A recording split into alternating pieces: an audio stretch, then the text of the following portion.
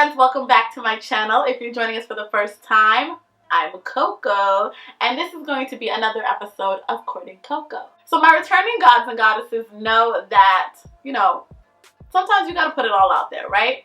We all have that one dating story or that one thing that happened to us that we really don't want to tell anybody, and we'd rather just go the rest of our lives pretending it never happened. I think it's finally time I tell you guys mine.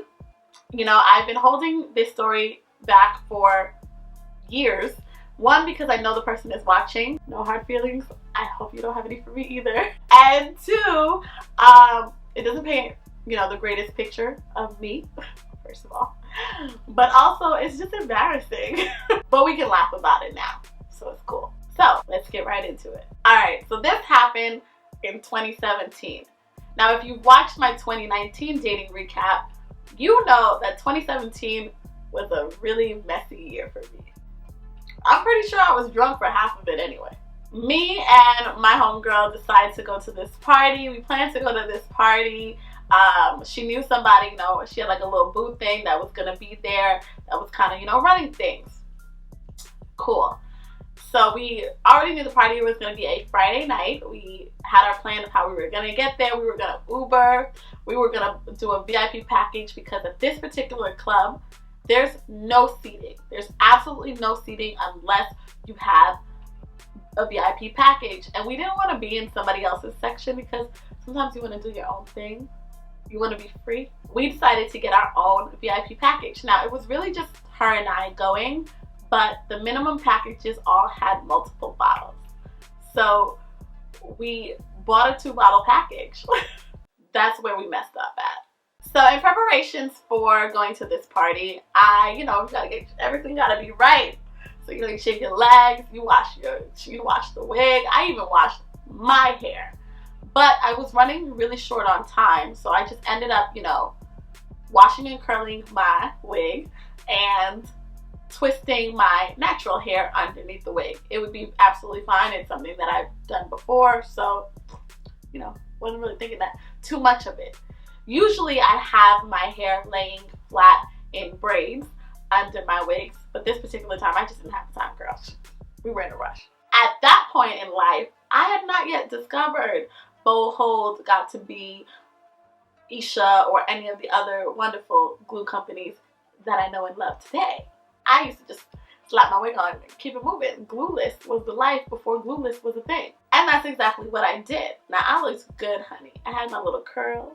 I had my little dark red dress. It was maroon colored and sparkly. Except the shoes I was wearing, my feet hurt real bad. Real bad. By the time we got our package, she got the Patron, I got the Henny.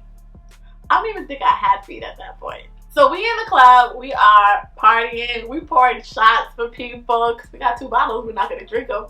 Live it up. We're basically sharing our liquor. I'm drinking, she's drinking her bottle, I'm drinking my bottle. Cool, what a great time. So as the night progresses, we start to feel ourselves a little bit, we start to feel the liquor a little bit, we're flirting a little bit here and there.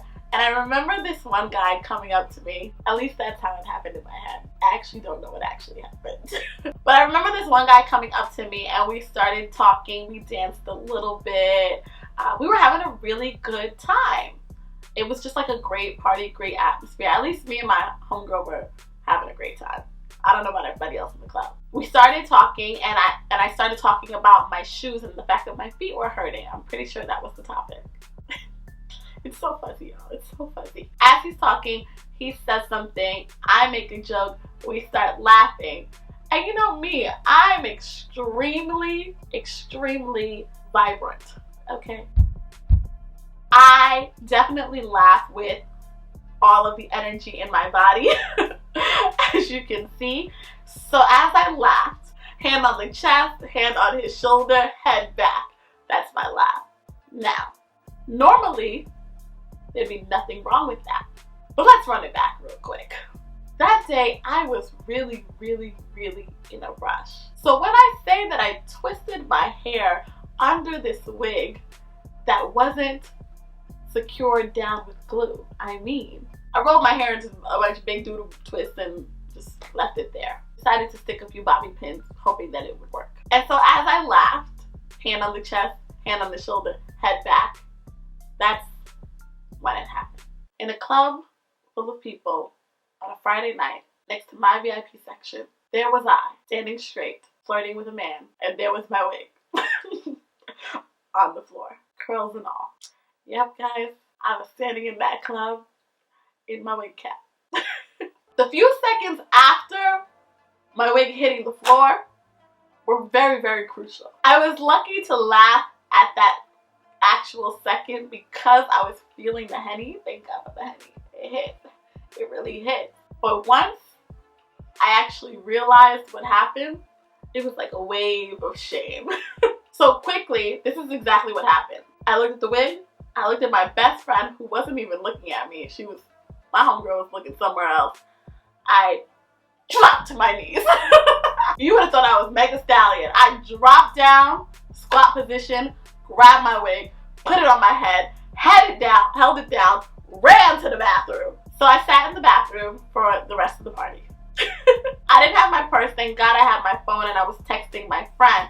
Girl, my wig fell off. Grab my bag. We gotta go. There was no way I was gonna go back to that section. I had no idea who saw me. I had no idea what he thought. I had no idea if I had some pins on the floor. I don't know, girl. I don't know. All I know is I barely got the wig back on my head anyway. Sat in the bathroom and waited for her to come. So she comes in, literally, guys, it was like an hour later. I'm not even joking. I love you, girl, but wow. So she comes in with my purse and she's like, what happened? And I'm telling her what happened and she's like, oh my God, I didn't even see. I do think that I picked up the wig pretty quickly. As I'm telling her the story, here comes this man that I was dancing, flirting, and then wigless in front of. So it was a unisex bathroom, so the sinks were in the center, but the stalls were on either side. So he had used the bathroom and he was coming towards the sink and he saw me and he came over to me and he was like, what happened? Why did you run away? And I'm looking at this man, I'm like, oh, you must have sisters. We're talking about it and I'm telling him that I'm leaving. I'm telling him I gotta go. I can't go back there. And he's basically like, okay, what's your number? You want to love me wig and all? So I ended up giving him my number, but I was just like, he's probably drunk. He's not going to remember me or he's going to remember the wig on the floor. And this is a waste of time. Whatever. So we left. You know, party's still going on, but I skedaddled. The next day is actually 4th of July. So I have a bunch of people at my house. I'm chilling in a head wrap because there was no way I was going to play myself 2 days in a row. And boom, I get a text message. So I get a text message from this man and we're laughing and, well, he's joking about it. I'm mortified. The people around me are all laughing because I'm telling them the story. And he's basically like, I want to take you out. I was a little shocked. So we end up going out. So even after all my most embarrassing moment, he still wanted to take me out, which I thought was really sweet. So we ended up going to the movies. He took me to I met him at a dine-in movie theater. That was my first experience. I highly recommend, 10 out of 10. It's a great time. You get to watch a movie and eat your food. Wonderful. You can even order a drink. So feels good to me. Watch the movie. The only thing is, the vibes were off, guys. The vibes were so off. And I swear it wasn't my wig. I just feel like maybe I felt like he was uncomfortable. I felt like he wasn't able to let loose and really completely be himself. I also think the movie was super serious. Klansman, the Black Klansman. Don't go see that on a date, especially not a first date. Way too heavy. But the greatest part about it is that he actually brought me a gift. He bought me some perfume samples. He's really big into perfumes and colognes. So he bought me some perfume samples, which I thought was really sweet. I thought that's a nice, light, not too serious gift if you're going to bring something on the first date. I thought it was out of the box other than flowers. Flowers are always a go. By the way, I'm not saying flowers are not a go. Flowers are always a go. But I do think that it was sweet. It was a kind gesture. It was thoughtful. It was useful. It was romantic and sensual and all that good stuff. So after we walked out and then he suggested that we go grab a drink. So we walked to a bar. I'm not gonna lie, y'all, I was in heels. The bar was a couple blocks away. My car was in the opposite direction. Your girl was tired. But we walked in, we talked a little bit, then we went to the bar. It was a Sunday, so I had a glass of wine. Oh, y'all! I was an hour late. Yep, some nerve I got being an hour late. But he was such a gentleman about it. He was really cool. You know, the party was Friday, we spoke on Saturday, and we went out on Sunday. So everything really happened really quickly. So that's not even the most embarrassing part. The most embarrassing part is that I feel like I never really explained to him why I felt like I wasn't interested.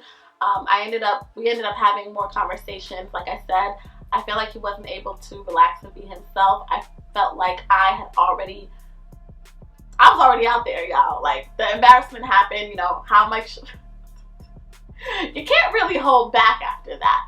So I was kind of myself, you know, and you have to match vulnerability with vulnerability. You have to match openness with openness to the extent that you can. And some of the questions that I asked him, he was kind of like, stick around and you'll see, or I got a plan, don't worry, or, you know, just very elusive answers.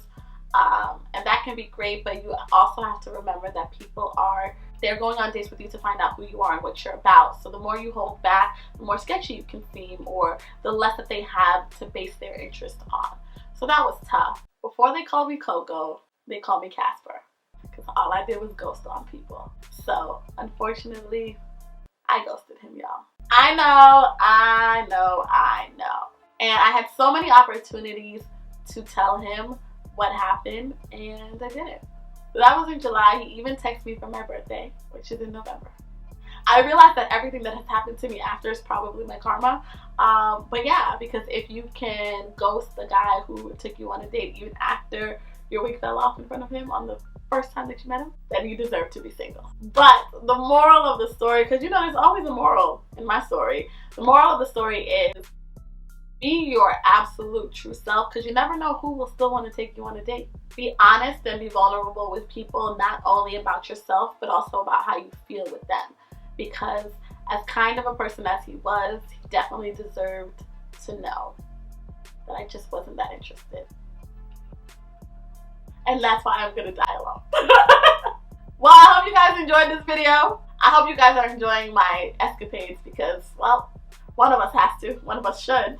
Remember, love hurts, but loneliness will kill you. So don't go ghosting nobody. And be yourself. I'll see you guys next time. Bye.